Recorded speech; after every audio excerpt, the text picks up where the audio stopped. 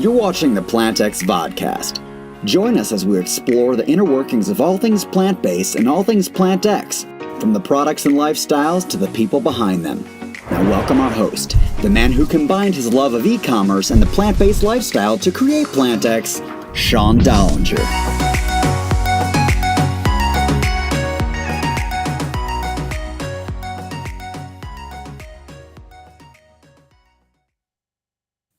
Hi, everyone. Welcome to the PlantX Vodcast. Thank you very much for joining us. Season 4, Episode 3.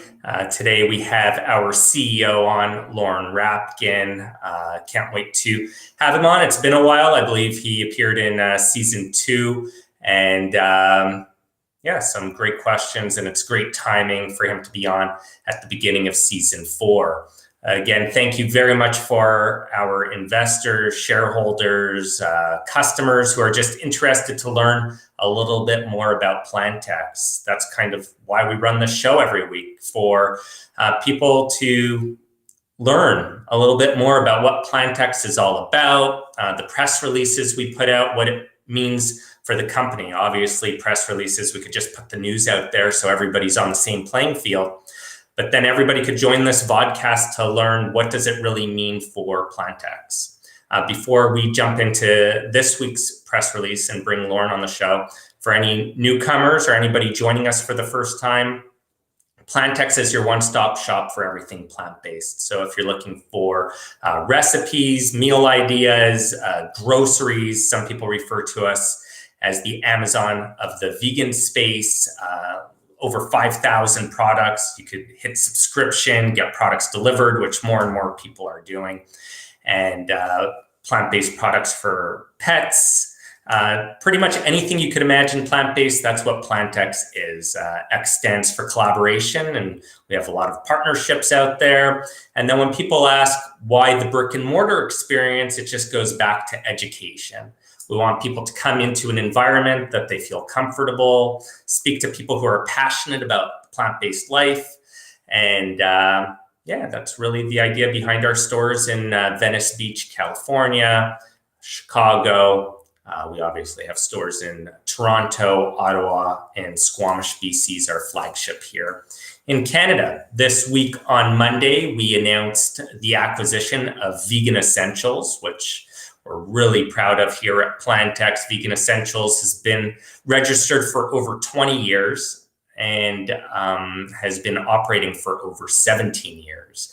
They are known as the first, the original vegan shopping site online, and PlantX just being 2 years old, coming in and acquiring that asset is huge. I don't think that markets quite understand, as well as perhaps investors in Canada, how niche and important it is to own domain names that have been around for so long. It helps on SEO. It helps with trust in the marketplace.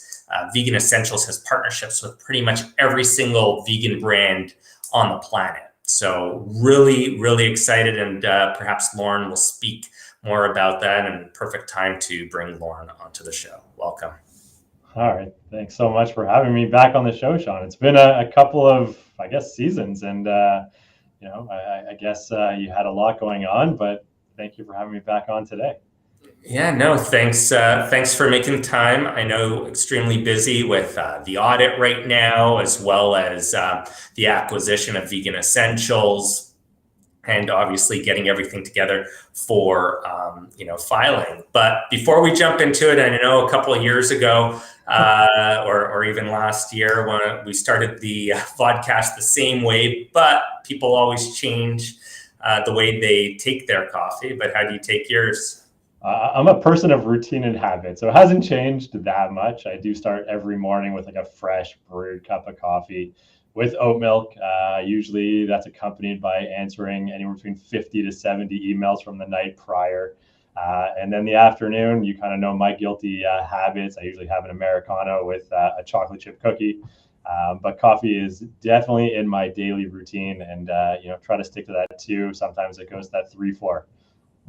And consistency is important, and we see that with PlantX from day one, keeping our heads down and shutting out the noise and focusing really on the direction of the overall company. But before we hop into any of that, maybe you could share the story, because obviously you were there from day one, how PlantX came to be on the back of a paper napkin.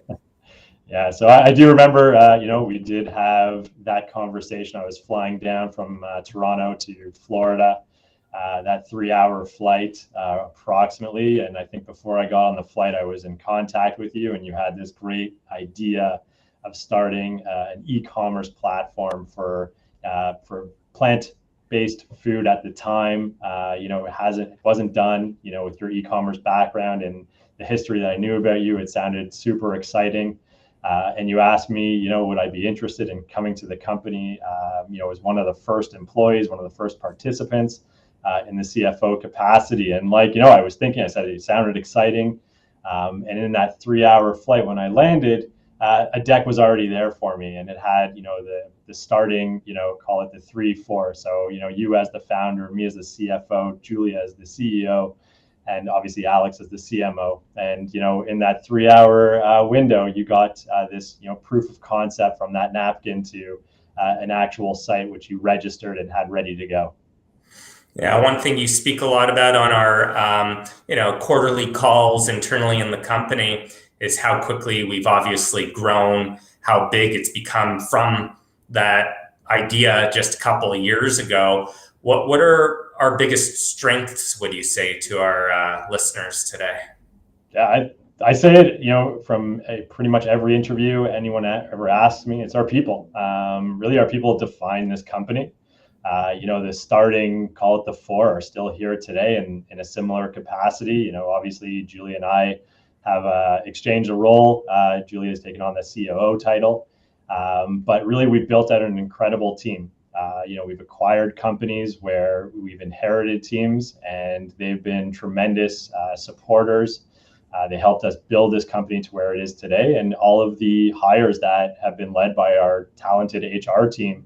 Tamara's done a wonderful job at finding great talent, keeping them engaged, and showing them that, this is a great company. Even though we work at that crazy pace, there is a true benefit to being part of the PlantX family. And I guess with growing so quickly and everything we put into it, obviously we experienced challenges along the way. We don't really speak that much because we worry about the problems behind the scenes, but maybe we could share some of the challenges that PlantX has faced. Yeah, if we look at the business itself, right, we've worked on, our own logistics or, packaging of our products to get to the end user and our end customer. And, some of those challenges are the packing of the actual boxes and making sure that they get to the customer in the same, form that they left our location. So we've had our own warehousing, we've had our logistical teams, but, once it leaves our location, we have things that could spill in transit or could crush in transit. So it's really retaining that composure of the actual product, which has always been a tremendous challenge. But now, I think we've worked through a lot of these kinks, and, partnering with some of our distributors has allowed us to not only, exceed with our offering in terms of the products that, we could not only house by ourselves, but now we have access to.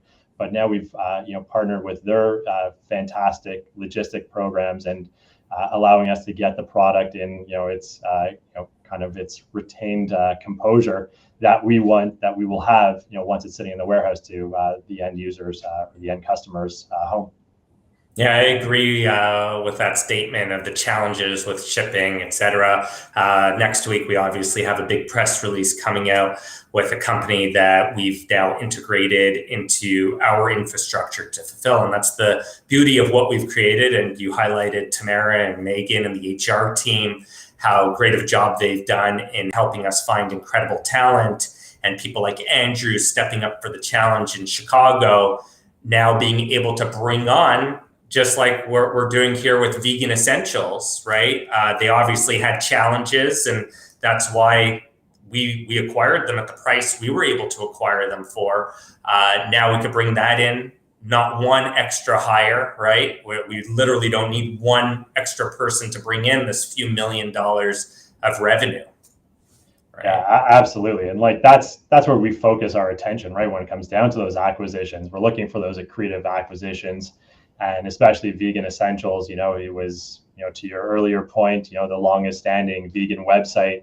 It's going to allow us to, get access to almost 250,000 new customers right out of the gate. Allow them to integrate to all of our different verticals. We're going to learn from a lot of the data that's behind the scenes. So, it's definitely super exciting to get opportunities that we can acquire companies or domains such as Vegan Essentials. One of my favorite emails that I get each day is obviously all of the different verticals that we have and how they're performing. Kumar and his team obviously put tons of effort into creating that sheet. Can you share with the investors and shareholders today how many different verticals there are so people can wrap their heads around that this isn't just PlantX.com, right? Yeah, absolutely. And, that's what it started with, right? It started with a one.com. We moved, obviously, Canada, US, into the UK, EU. But then, when we acquired Bloombox, right, we brought Bloombox into the Canadian and US markets. Then we acquired our brick and mortar in Squamish. We purchased Little West. We purchased 51% of Portfolio 8 Roasters. So our verticals keep on growing. We're probably about 11 in total right now. Obviously, some have synergies that they overlap with one another. But overall, we're not just that .com, right? We do have the brick and mortar. We're in Chicago in 2 locations. We're in Israel with our market, soon to be a pizza restaurant right next door. So, the company, which is always something that's super attractive to investors or to anyone that's interested in PlantX. We're not just one product, we're not just one offering. So, there might be seasonality to one of our verticals, but we have plenty of others that, definitely make up for that seasonality trend. So I feel we've hedged our business to a certain extent by having these different offerings. And these verticals are definitely what we're trying to accomplish, not only being the one-stop shop for everything plant-based or a plant-based community, but it is allowing us to continually grow our revenue through the different verticals that we have, and we're not just pigeonholed in one respective industry. Yeah, and I encourage our investor shareholders to go explore the PlantX website, plantx.com, and then scroll down to the bottom. And we link to all the different companies we own, and just click around and you'll be blown away. Again, like Lorne said, it started as plantx.com, X for collaboration, X is partnership. And what's been created over the last 2 years, to me, is absolutely mind-blowing. And Lorne, 2022, any highlights? What do you think of the business? Where do you think it's gone? Yeah, I think with all the hard work that we've put in since inception, right? We were always knocking on doors to get opportunities with different brands to be whether an exclusive offering, try to white label. But like when now we're seeing brands come to us where if people have looked at previous press releases or checked out our sites, our store in Venice, where it's a pop-up for different vegan brands, they're approaching us. So we had, successful campaigns with Dream Pops and now Future Farm. That's exciting for the company that we're now attracting, great brands, great partners to work with. So, from the inception where we were always searching for those brands, it's nice to see that we're being recognized as one of the leaders and expert in what we do to allow people to come and partner with us, especially in the vegan pop-up store, or taking a larger stake in our websites and what products they can position for us.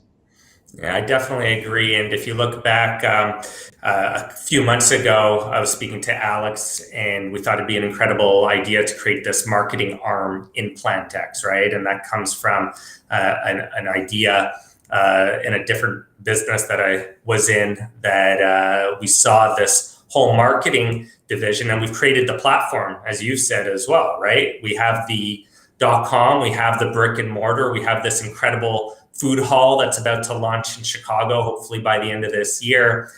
And the interest that brands have to be exposed, because there's only X amount of places that people could advertise and market. And how many times have we been let down and disappointed when we spend money, whether it's been on PR, IR companies, everybody promising the world. So far, every company that's worked with us has been like, okay, that X dollars was incredibly well spent. And we definitely felt the impact. So I'm really excited to keep growing that marketing division within the PlantX umbrella.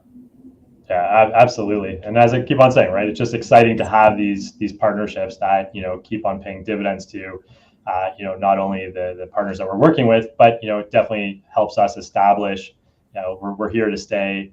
We're a player in the market, and people are looking to, the next best thing to get their product out there. Yeah. As you know, people come on every week to watch the show, and it's not every day we have the CEO of the company on. Normally we have third-party companies, partnerships. So today's great, tons of questions coming across. So we'll cut the interview portion a little short, maybe 2 more questions, and then we'll open up the floor. But we're going to be giving away another $100 gift card to PlantX, so you could go on the website, try it out, see what we're all about, and hopefully love the products that you order and that they arrive quickly, and you could see why you're investing in PlantX. For the shareholders, Lorne, the good, the ugly, anything you want to share on the financial side of PlantX. Yeah, so from a financial standpoint, I think I'm on record since all my interviews that I've been doing and talking to different stakeholders, investors. Since December of 2020, we've been looking at the company pretty much in depth and doing cost cutting strategies across the board. So our mission is really to limit the expenditures in 2020, obviously in 2022. And into 2023, obviously, and to grow that top line revenue. So we've taken a step back and we've looked at where our spends are, what's paying us the most amount of return on investment.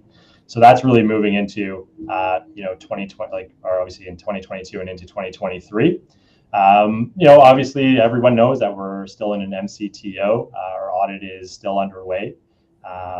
We do have an expectation to have that filed by the deadline. So that is a little bit of the not so nice news compared to I'd like to come on the show and say we've been fully done with the audit, but it is still underway. A lot of it has to do with we announced that we changed auditing firms in the course of the year, so there is a lot of learning between the company and the auditor as we go through this journey. And we mentioned 2021 was a really active year for us for acquisitions, and for anyone that's gone through an audit before, you may understand, the complexities on auditing an acquisition. And, usually companies don't have, 4 to 5 acquisitions in 1 year. And, a company like ours to do it, where we're a startup, that causes some delays when you get an audited financial statement, because not only do we have to be audited, but those acquisitions need to be audited. And chances are, a lot of them are companies that never have gone through that process before. So, that's part of the delay. That's been a challenge. And obviously that's, one of the items that is the not so good about, where we're at. But, we're working hard. The team, as you mentioned, Sharik, the CFO, and Kumar, working day in, day out to get this audit completed. The teams are just, feverishly working, and everyone has the same goal in mind to get this completed as quickly as possible. And obviously your background, an accountant, your own kind of auditing firm that has its own niche in Toronto, we're confident you're going to get it over the line. And having someone like yourself and Sharik who are more than certified to do this, like you said, maybe in hindsight, maybe all the acquisitions we did happened too quick, etc. But we did them, for all the right reasons. We have, I believe, 15 different verticals now. And we'll just keep our heads down like we always do and get through any challenges in the way. That's right. We're definitely working towards the end goal. So obviously had a few more questions, future, etc. People hear it all the time when they join our show. That's always what we're focused on. But I don't want the show to go on for an hour today and us get into trouble. So there's tons of questions. So let's focus on those. And again, please share your thoughts, be active, and that's how this show becomes better. Anything that you love about it, let us know. Anything you think that we're not doing to give you more value. Again, we truly value the time you take out of your day to watch live or at night, whenever you're giving PlantX some love. We really, really appreciate it. So let's start jumping in. The first question, I guess I could jump into, Mark ordered some products over to Florida while he was going through the checkout process. He says that the shipping became more expensive than the product. And what we could do to encourage really making it more of a affordable ratio would be to obviously make a larger purchase. So if it's a $200 purchase and it's $30 of shipping, it's not that big of an impact. It obviously costs a fortune. I don't need to go on and on about it. Everybody's life has obviously got more expensive over the last year. And as shareholders and investors, hopefully you guys could appreciate we're not going to lose money. So people who live in Illinois, for example, don't experience those extra charges that other places do. And Lorne, I think you'd agree, as we increase our footprint and partnerships across the US, with KHA, which we announced last week, those types of partnerships will allow us to be able to start doing same day, next day delivery by the end of 2023, right? Yeah, absolutely. And that's the goal in mind, right? To keep on partnering with our distributors so we can get either the same day, but if not, the cost efficient strategies. But to your point, we can't, afford, as a startup company in this, and obviously growing, we can't keep on taking shipping hits, especially if that's what is going to get a customer. We do need to make money and profit for all the other shareholders in the company. Great. And you touched base on part of this, so I'll phrase the question to the part you didn't. Please update us on the reporting issues delay. So that we've already touched base on, but how are we going to prevent this from happening in the future? Obviously, we're going to take it easy on future acquisitions, but maybe you could elaborate. Yeah, I think I kind of said it a little bit, but when you switch auditing firms, there's a learning curve, right, between client and auditor. So once you've established what a certain auditor is looking for, it does speed up the process. So with those almost 5 acquisitions in the course of a year, there's a lot of learning that needs to take place. So to Sean's point, the acquisitions will, if we don't do as many in the next year, obviously that would speed up the process. But even if we do those number of acquisitions, which we always look for great opportunities, at least we know more or less what certain firms are looking for to get the process that much quicker. Every firm is different. We've learned from 2 great firms already. So we have that in our back pocket when we go do another acquisition. At least we know what if we need to get ready for the auditor. Great. And obviously a lot of questions about the 20-for-1 consolidation. And at one point, I've been in public markets for 6 years now, and I don't think what people realize is that there's the same value at the end of the day, right? If you own 20 shares at 3 cents or 1 share at 60 cents, it's the exact same thing, except for us, with the demand on our stock, obviously the float goes from 200 million shares down to 10 million shares. So in reality, it should work out stronger from a supply and demand perspective, right?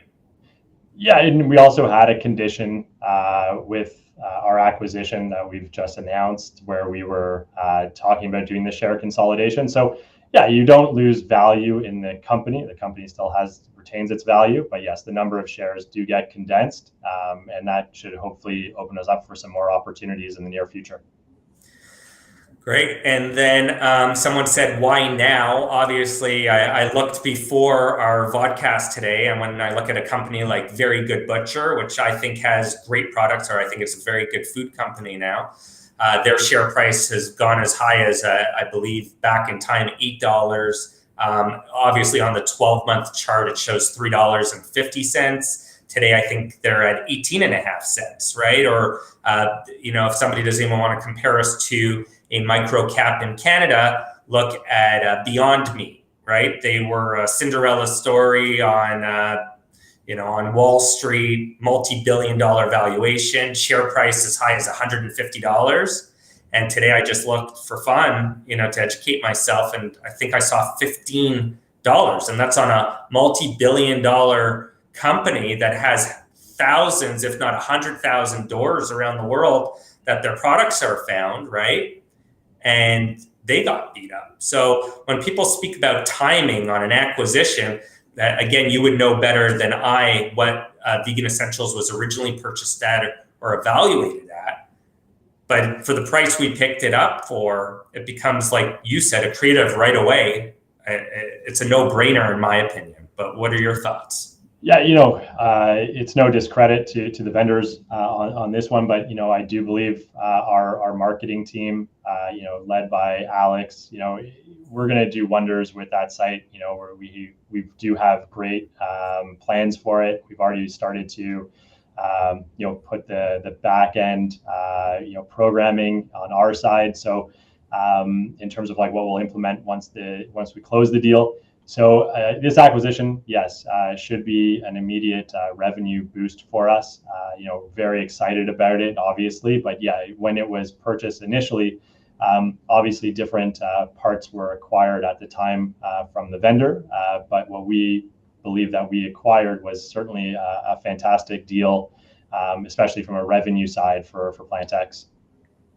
Great. And today, for being so active on the vodcast, thank you very much, Mark. Please send an email to Sean, SEAN, at PlantX.com so we can make sure to email over your gift certificate so that you could use our PlantX.com, which I think is tremendous. So please give your feedback on that as well once you place the order. If I didn't mention it before, if you are looking to get in touch with Lorne, LORNE, at PlantX.com. We do have a few more questions. We are approaching the 30-minute mark. We'll keep going because I think it is important that we answer investors' questions here live. Are you still looking to acquire or work with other vegan wellness brands? Obviously this opportunity, we didn't go out and look for it, right, Lorne? Like when we're approached and something makes sense, I don't think you could ever keep the door necessarily shut, right? Exactly, right. And we're always looking for those fantastic opportunities. So yeah, we're not closing the door on it. We're not actively always in the search. We've said it before, we're at, a nice amount of verticals right now that we've hedged our sales risk in terms of like seasonality, or if one decides to not perform in a certain period of time, we have a good amount of backup in different industries. So we do believe we have like a perfect recipe to keep the business growing. But as Sean said, we'll never not entertain an acquisition if we do believe that it will benefit the company and obviously the overall value of the company itself. Lorne, I'll take this next question from Michael because you're going to have to rest up for Tamara's question, which she has for you, which I think is a great one. Michael, I'm sorry. I know you emailed about this and you asked this for the last couple of podcasts. In no way were we looking to avoid the question, alcohol sales. So we now have our permits for both Chicago locations as well as Venice Beach. Last week for our pizza get-together, which had over 100 people come out, we were actually able to serve alcohol and sell it, thanks to ABC helping us out, working through the process. So now we understand how to be able to sell and not just sell closed items on the shelf, which allows us for great opportunity in Venice Beach. In Chicago, with the switch over to the food hall, there's actually going to be a 60-person bar that we expect huge numbers out of, 300 seats throughout the whole food hall.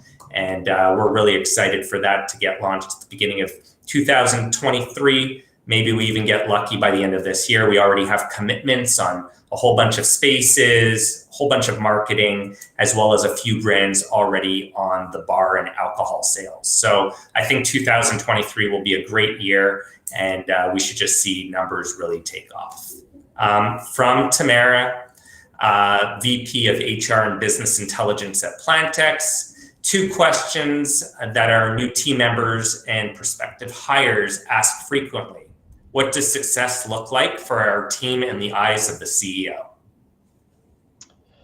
Success for our team, I think at the end of the day, where somebody can walk away from, call it the 9 to 5, and want to come back in the same excitement and the same enthusiasm, is certainly a reward, and is certainly a telltale that we're doing something right here, that it's just not that 9 to 5. That people are engaged and that they want to continue growing with us and not for us, right? So, I'm a big believer in team effort. Micromanagement is not truly our style. We do, allow our verticals to be led by their respective leaders. We do have, obviously, our daily calls with each of the respective vertical leads, but we want people to flourish. We want people to, take what we like to refer to their babies and watch them grow. So if the passion of that employee goes above and beyond that 9 to 5, we don't expect them to work 24/7. It'd be nice, but that's not realistic this day and age. But that they're excited to come back and they have that same enthusiasm day in, day out. That's truly a telltale from my eyes that they are a great addition to the team. And I definitely agree with everything you said, Lorne. And we see employees stay with PlantX, how many from day one, pretty much, and it continues. Obviously, there's some that come and go, but for the most part, the core team, I believe there's 14 people on our daily management call, if not more at this point, and every single one of them feels like they're part of the company, that they see the growth. And this ties into one of the questions from Josh. And I'm so happy, Lorne, because we don't normally have people come on and share an experience they had. They said that they actually ordered one of the products in Canada. Turned out to be fantastic. Delivery was quick. The product arrived safely, and they enjoyed it. And they say, how are the stores doing at Hudson Bay? And it's so great to see. And yourself, Alex, has always told me, Sean, it doesn't happen instantly. You got to take the time. You got to let things build. And I'm not used to that in the e-com world. You put up a website, you start marketing it. There's no loyalty out there. Yes, if you have a 250,000 customer list like Vegan Essentials has, we could do some incredible things with it, right? Because they're loyal customers that they've captured. Where this day and age, you got to pay $70 just to acquire. So start doing the math there. In my eyes, that kind of email list is worth $15 million just on its own, So we've seen it on the brick and mortar side where, I'm looking at you and Alex, I'm like, oh my God, what's going on at this Ottawa cafe? I think it's incredible. It's on the corner. It's beautiful. It's inspiring. And then we've kept our heads down. Alex has worked on the merchandising with Pretty and Alexa, and it's becoming more exciting over there. And all of a sudden, we have our best day that's up over like 850% from where we were maybe just 6 months ago. Yeah, it's definitely we've talked about it a little bit, right? Our diversity in the different verticals and how some perform better and quicker than others. And, that's what we keep on drilling each and every day, is that we need to continue to work hard. We can't be discouraged. It's very easy, for us to just throw in the towel on some of the brick and mortar if they're not performing. But, we are seeing it. We saw it in Venice. We're seeing it in Chicago. We saw it in in Rito. As we continue to show the different curation of products and the teams that were presenting those products and greeting our customers, everybody still wants that touch and feel, right? So like these brick and mortar locations, where I always was preaching, they're not just there to sell product, they're there to invite people in, to educate, to allow them to get that touch feel that everybody is always looking for from an e-commerce site before they do go for that final purchase. But yeah, they are starting to turn very much into high revenue drivers, and I think it's a lot to do with people being stuck at home for 2 years from the pandemic. Now people want to get back out, get into those brick and mortar locations, interact with people, and I think the team, again, Alex has done an amazing job of engaging communities, building a community in the different respective locations where our brick and mortar are situated. And it's allowing people not only to come in and purchase and experience, but it's allowing other plant-based lovers to meet each other, or people that are interested in plant-based living to get educated on it. So we are seeing those brick and mortar locations really becoming not just a place where you're coming just to do your shopping. It's becoming that community hub center. And that's what's behind the events. Kimmy joined the team. I guess it's already been probably 6 months, if not longer. Time seems to vanish. But we see it around the events, from the run clubs to the vegan wonderland. And we see numbers shoot up in the stores just based on these free events. So I have to agree with you that people are craving this new type of environment, activities, whatever it might be.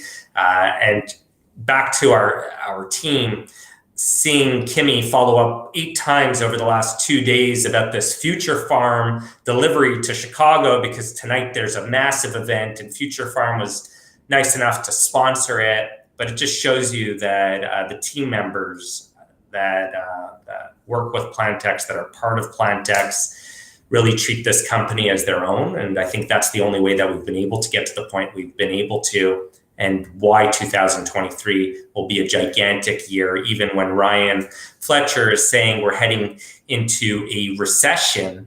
I think even more the reason people will be looking to come out to our stores for these free experiences to join. And everybody needs food at the end of the day. And we're definitely not the highest priced place out there. So I think we're positioned beautifully for 2023. Yeah. I certainly agree with you. And, you see it in all the retail grocery stores. Pricing has gone up. But, a lot of the pricing escalations are with, the meat, the dairy, where, we still have a very competitive offering for people that are, willing to try if they haven't tried already. But yeah, we're not going to be the cheapest, but also it's a nice alternative for people that are looking to, find a different price point. And let's end on this, Lorne. Obviously, probably another 20 questions that have been filtered and sent over to me. I can't imagine how many have actually been posted today. Obviously, the most active Q&A of all time on the show. Capital Y comes out with a report on PlantX with a value of 67 cents. Obviously, they worked really close with our CFO to make sure their numbers that they were putting in the report were accurate and valid. So that was all verified. And then obviously the calculation and valuation and everything of that nature is posted by Capital Y. We can't have any type of influence on those reports. With that being said, maybe we could explain to the viewers today that a share price is very different than the enterprise value of a company. When you look at the balance sheets and actually put a valuation, perhaps you could bring up how much dollars of tangible assets actually exist in the company, so people can understand truly that it's not about the $7 million market cap we're at today, that there's so much more value to our company. Exactly. With all of the acquisitions comes things like intangible assets, goodwill. Obviously, I can't talk too much because the audit report hasn't been finalized yet. But when you look at revenue streams, which we publish on a monthly basis, you can see, that we're on a positive trend. And that only comes from all the verticals aligning and, performing. So, it's obvious the share price is going to react to investors, and a lot of them could be retail investors trading on emotion. But when you actually look at the company and the assets that are sitting behind or underneath each of the PlantX umbrella, each one has a value of its own. So we mentioned our Little West Juice Company, where they have their own client base that they deliver, fantastic juices to. If you look at just their customers and you try to value what those customers are, there's going to be an intrinsic value there, which doesn't get reported in the share price. It's only going to be people that will understand where these sales are coming from and how they're coming into the company that you'll see an overall confidence level from shareholders, and that will drive the share price. So yeah, what we're building and having all of these different verticals, each vertical has its own value, which doesn't get reflected or doesn't get posted on the share price. That's just really how the markets are reacting to the company or overall the economy as of today, which, as everyone knows, we're talking about the R word, and we have high interest rates. So markets have taken a beating. Sean mentioned a couple of companies that have all seen their own sufferings, but we're still fighting through each and every day. And again, we don't lose the tangible assets that we've acquired. So we're going to keep on building on those. And then eventually, hopefully that resonates into our share price. And back to what you just said, Lorne, back to Little West Juices, where we can't disclose a lot of the clients we have, which are the most valuable companies in the world, not to come out any more clear than that, who love the juice. I was actually with Andrew Walker this past weekend in Vancouver, and I was going through it with him. What's this company really worth? Because he's been part of it, obviously, since inception. And he goes, Sean, pre-pandemic, this company was worth $20 million. And we were approached by some of the big hitters in the cold press industry that, whether they wanted to acquire us to bring in the brand, or because we were creating so much noise and competition out there that they wanted to shut it down, the business, that they're willing to pay $20 million US for it, where our market cap is 7 million.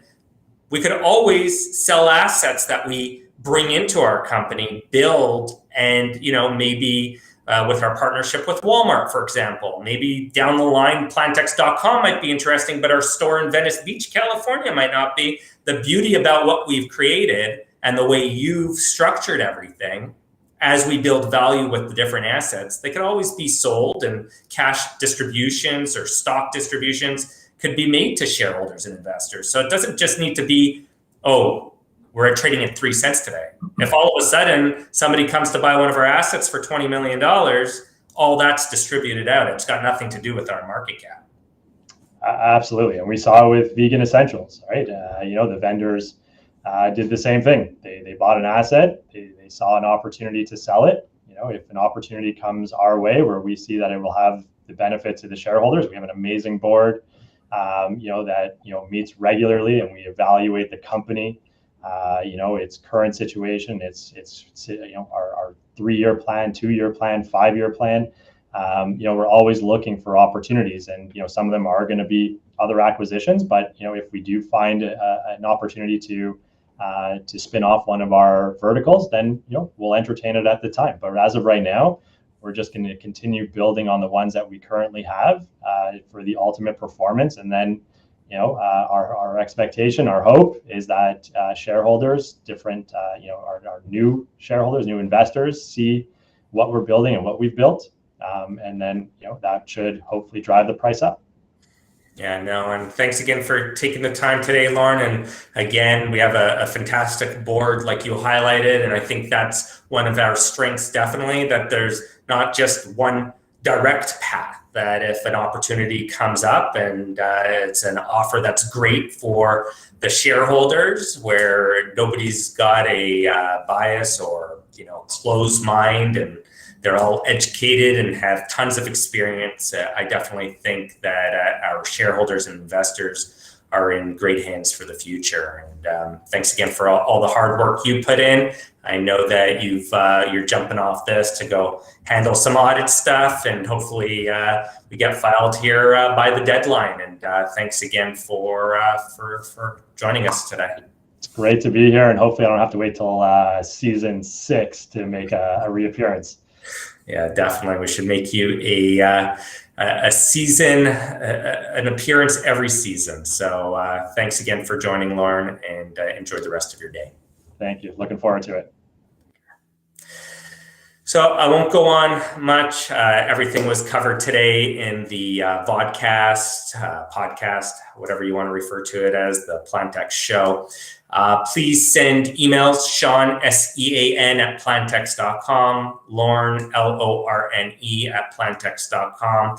We're always available, happy to answer any questions that come over to us. And as you can see, each week we come on here to share and hopefully give you guys an understanding of truly how much work is being put into this platform, and that the potential is endless. So thanks again for joining today. And until next week, stay curious, stay planted, stay healthy. Thanks for watching the PlantX Vodcast. Don't forget to hit the like button and subscribe to the channel. For more information, go to investor.plantx.com. See you next time. PlantX believes in a plant-based future for our health and the health of our planet. We've created a unique online shop for everything plant-based. Our intent on positioning globally is the core of our vision for investor accessibility and corporate growth. Learn more at investor.plantx.com.